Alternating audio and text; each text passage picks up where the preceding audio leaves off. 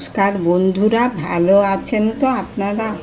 আমিও ভালো আছি। এই যে আজকে আবার আমি আমের একটা রেসিপি নিয়ে চলে এসেছি।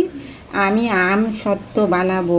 এই আমগুলোকে দেখুন, এই যে জালি এই থালাটার মধ্যে ঘষে নেব, ঘষে নিয়ে একটু জাল দেব, জাল দিয়ে তারপরে আমি আম সত্ত্বটা দেখাচ্ছি কী করে করি।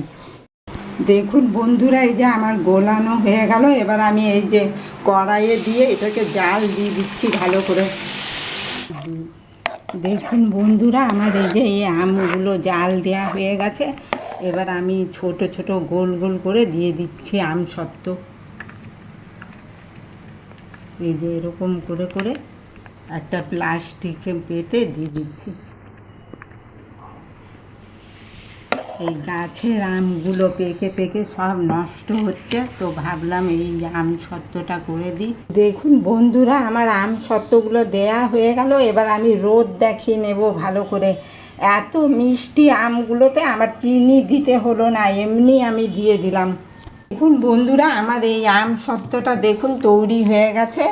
আর এরকম পাতলা খুন্তি নেবেন। দেখুন আম সত্ত্বটা কি সুন্দর লাগছে দেখতে। দেখুন এই খুন্তির সাহায্যে এই যে এরকম করে করে আস্তে আস্তে করে চারিদিকে এই যে ঘুরিয়ে নেবেন, তারপরে আস্তে করে তুলে নেবেন। দেখুন কি সুন্দর লাগছে, একদম পাঁপড়ের মতো। আর দেখুন হাতে একটুও লাগছে না আমার, এত সুন্দর হয়েছে এটা। এরকম করেই আপনারাও বানিয়ে খেতে পারেন। এইটা যখন মন হবে এটা ছিঁড়ে ছিঁড়ে খেতে পারবেন। এই দেখুন আরেকটা করে নিচ্ছি আমি। এই যে এরকম করে করে এই দেখুন, এই দেখুন বন্ধুরা, দেখুন কি সুন্দর লাগছে।